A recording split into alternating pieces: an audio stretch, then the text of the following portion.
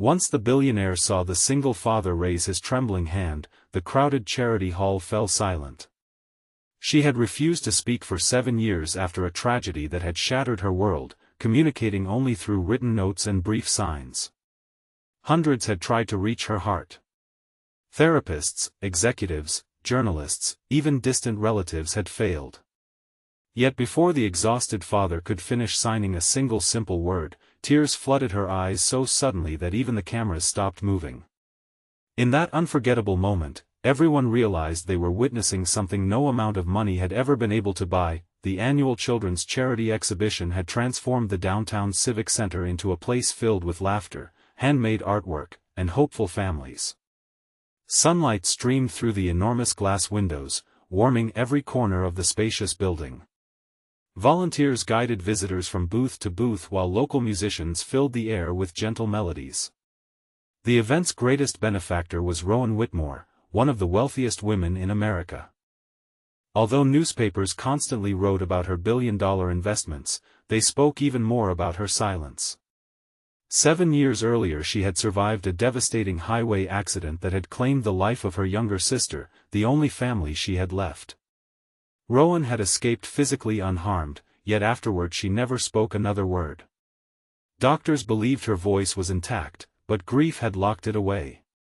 She built charities, funded hospitals, and donated fortunes, but she communicated only through sign language and handwritten notes.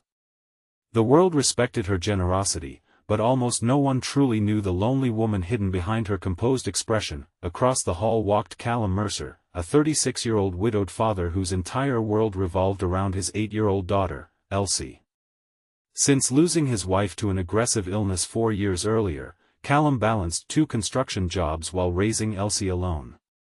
Every morning began before sunrise, preparing breakfast, packing lunches, helping with homework, and somehow finding enough energy to smile through exhaustion. Financially, life was difficult, but emotionally he refused to let his daughter grow up believing that love depended on money. His late wife had been deaf since birth, and throughout their marriage Callum had learned American Sign Language until it became as natural as speaking.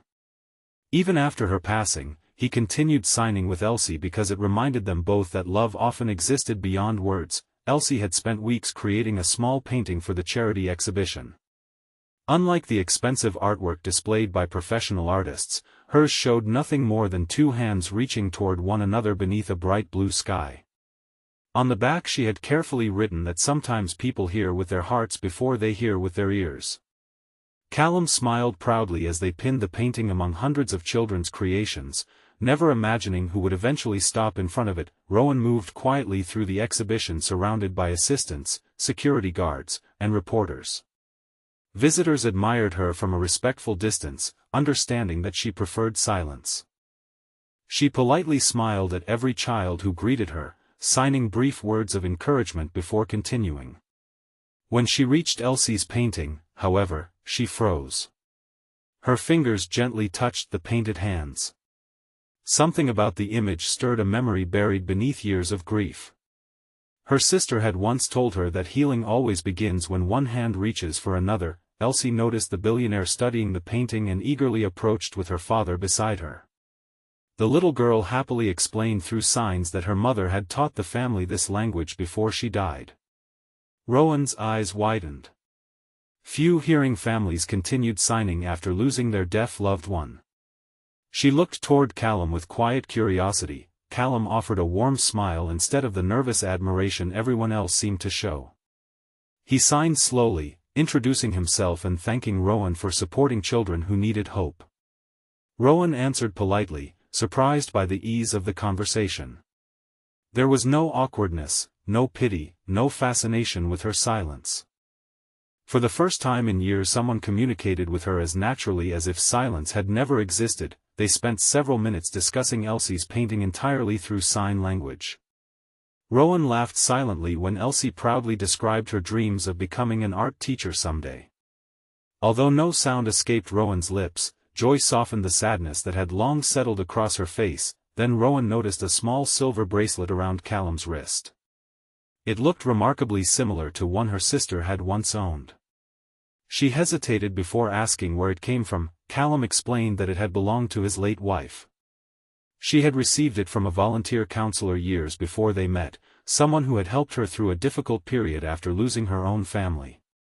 His wife always believed kindness traveled farther than anyone could measure. Rowan's hands began trembling. She recognized the bracelet immediately. Years earlier, before becoming famous for her business success, Rowan and her younger sister had volunteered together at a community center for deaf teenagers.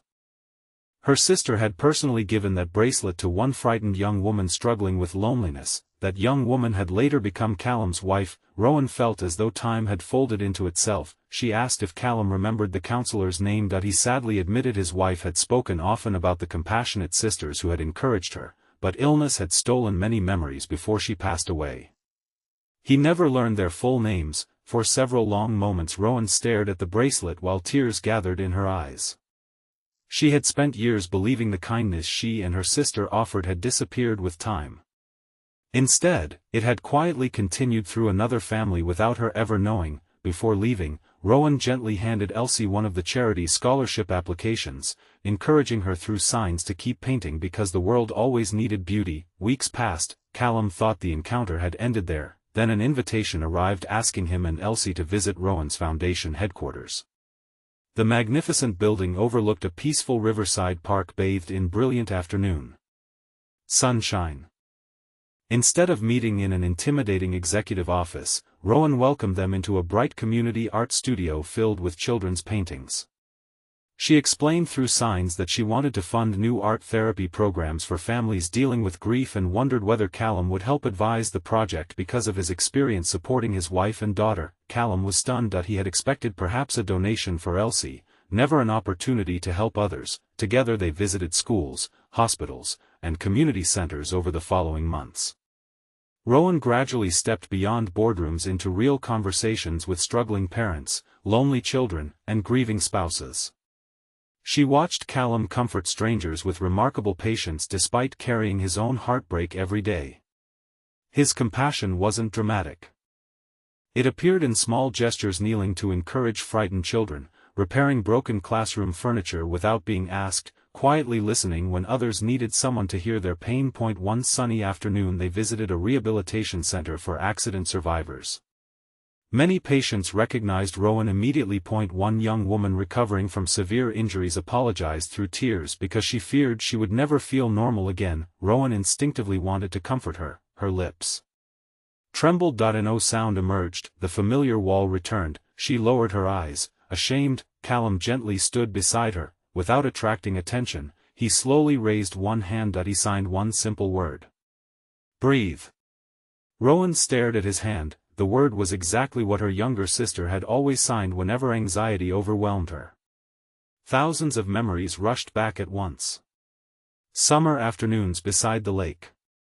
Volunteer work. Shared laughter. Promises never to face life alone. Her sister's final embrace before the accident. Callum hadn't known any of this. He simply continued the sign naturally, preparing to finish the comforting sentence, but Rowan never let him finish. Tears burst from her eyes before the second sign was complete. She closed the distance between them and embraced him while sobbing openly for the first time in 7 years.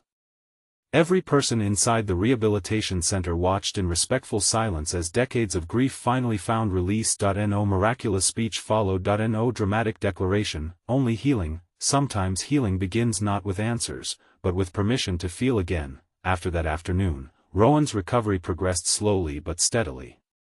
She continued speaking through sign language most of the time, yet now she no longer avoided emotional connections.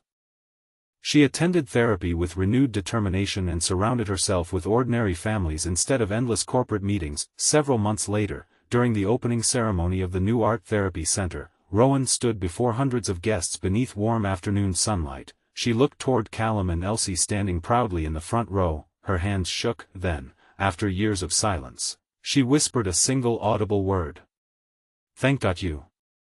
The room erupted into gentle applause. Not because her voice had returned completely, but because hope had. Rowan later admitted that wealth had built hospitals, schools, and foundations, yet none of those accomplishments had healed the wound inside her heart.